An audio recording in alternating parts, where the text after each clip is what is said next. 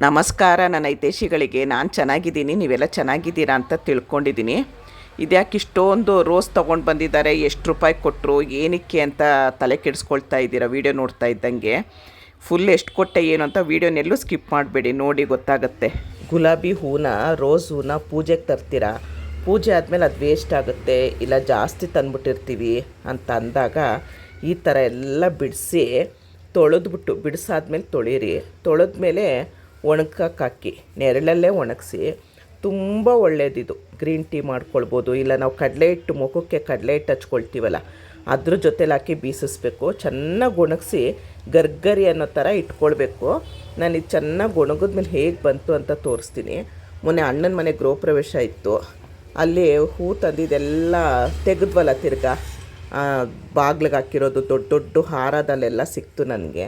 ನನಗೆ ರೋಸ್ ಅಂತೂ ವೇಸ್ಟ್ ಮಾಡಲ್ಲ, 2-3 kg ರೋಸ್ದು ಪೆಟಲ್ಸ್ದು ಸಿಕ್ತು ನನಗೆ. ಅದನ್ನು ತಂದು ಚೆನ್ನಾಗಿ ಬಿಡಿಸಿ ಕೆಟ್ಟೋಗಿರೋದನ್ನೆಲ್ಲ ತೆಗೆದಾಕಿ ತೊಳೆದ್ಬಿಟ್ಟು ಒಣಗಕ್ಕಿಟ್ಟಿದ್ದೀನಿ.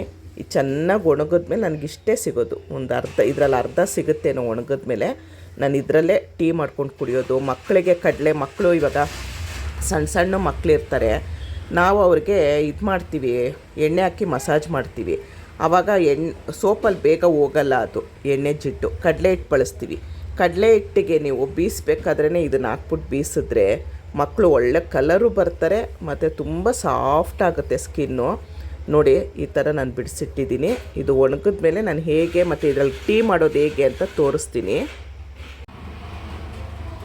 ಒಂದೇ ದಿನದಲ್ಲಿ ಎಷ್ಟು ಗರ್ಗರಿಯಾಗಿ ಒಣಗಿದೆ ನೋಡಿ ನಮ್ಮದು ರೋಸ್ ಪೆಟಲ್. ಇನ್ನೂ ಒಂದು ದಿವಸ ಒಣಗಬೇಕಿದು. ಇದರಿಂದ ಏನೇನು ಉಪಯೋಗ ಅಂತ ನಾನು ನೆಕ್ಸ್ಟ್ ಒಣಗಿದ ಮೇಲೆ ತೋರಿಸ್ತೀನಿ. ಇನ್ನೊಂದು ಸ್ವಲ್ಪ ನೋಡಿ ಗರ್ಗರಿ ಅಂತಿದೆ, ಆದರೂ ಇನ್ನೊಂದು ದಿವಸ ಬಿಸಿಲಿಗೆ ಒಣಗಿಸ್ತೀನಿ ನಾನು.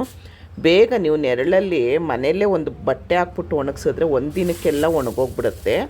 ವೇಸ್ಟ್ ಮಾಡಬೇಡಿ, ಪೂಜೆಗೆಲ್ಲ ತಂದಿರ್ತೀವಿ. ಎಷ್ಟು ಒಳ್ಳೇದು, ಇದರಲ್ಲಿ ಏನೇನು ಉಪಯೋಗ ಇದೆ ಅಂತ ನಾನು ನೆಕ್ಸ್ಟ್ ವೀಡಿಯೋದಲ್ಲಿ ತಿಳಿಸ್ತೀನಿ ನೋಡಿ. ಇದರಲ್ಲಿ ಏನೇನು ಮಾಡ್ತೀನಿ ಅಂತ ವೀಡಿಯೋ ಬೇಕು ಅಂದರೆ ದಯವಿಟ್ಟು ನನಗೆ ಕಮೆಂಟಲ್ಲಿ ಹೇಳಿ, ಖಂಡಿತ ವೀಡಿಯೋ ಮಾಡ್ತೀನಿ. ತುಂಬ ಅಂದರೆ ತುಂಬ ಒಳ್ಳೆಯದು. ನಾವು ಹೊಟ್ಟೆಗೂ ತೊಗೊಳ್ಬೋದು, ಆಹಾರದ ರೂಪದಲ್ಲಿ ನಾವು ಬೇರೆ ಹೊರಗಡೆನೂ ಹಚ್ಕೊಳ್ಬೋದು. ಹೇಗೆ ಏನು ಅಂತ ನಾನು ಪ್ರತಿಯೊಂದು ವೀಡಿಯೋ ತಿಳಿಸ್ಬೇಕು ಅಂತಂದರೆ ನನಗೆ ಕಮೆಂಟಲ್ಲಿ ಹೇಳಬೇಕು. ನನಗೆ ಬೇಕು, ವೀಡಿಯೋ ಬೇಕು ಅಂದರೆ ಖಂಡಿತ ನಾನು ಕಮೆಂಟ್ ಮಾಡಿ ನಾನು ಖಂಡಿತ ವೀಡಿಯೋ ಮಾಡ್ತೀನಿ. ಇದು ಇವಾಗ ಫುಲ್ಲು ಒಣಗಲಿ, ಆಮೇಲೆ ನಾನು ಇದರಿಂದ ಏನೇನು ಮಾಡ್ಕೊಳ್ಬೋದು, ನಾವು ಎಲ್ಲ ಪಾಯಸ ಗೀಸ ಎಲ್ಲ ಮಾಡ್ಬೋದು. ಪಾಯಸನ ಅಂತ ತಲೆ ಮೇಲೆ ಕೈ ಇಡ್ತಾ ಇದ್ದೀರಾ, ನೀವು ಕಮೆಂಟ್ ಮಾಡಿ, ನನಗೆ ವೀಡಿಯೋ ಬೇಕು ಅಂತ ಕಮೆಂಟ್ ಮಾಡಿ, ಖಂಡಿತ ನಾನು ವೀಡಿಯೋ ಮಾಡ್ತೀನಿ. ಈಗ ಫುಲ್ ಇದು ಒಣಗಲಿ, ಆಮೇಲೆ ನಾನು ಸಿಗ್ತೀನಿ. ಇಷ್ಟೊತ್ತು ಈ ವಿಡಿಯೋ ನೋಡಿದ್ದಕ್ಕೆ ತುಂಬ ತುಂಬ ತುಂಬ ಧನ್ಯವಾದಗಳು. Thank you. ಜೈ ಶ್ರೀರಾಮ್.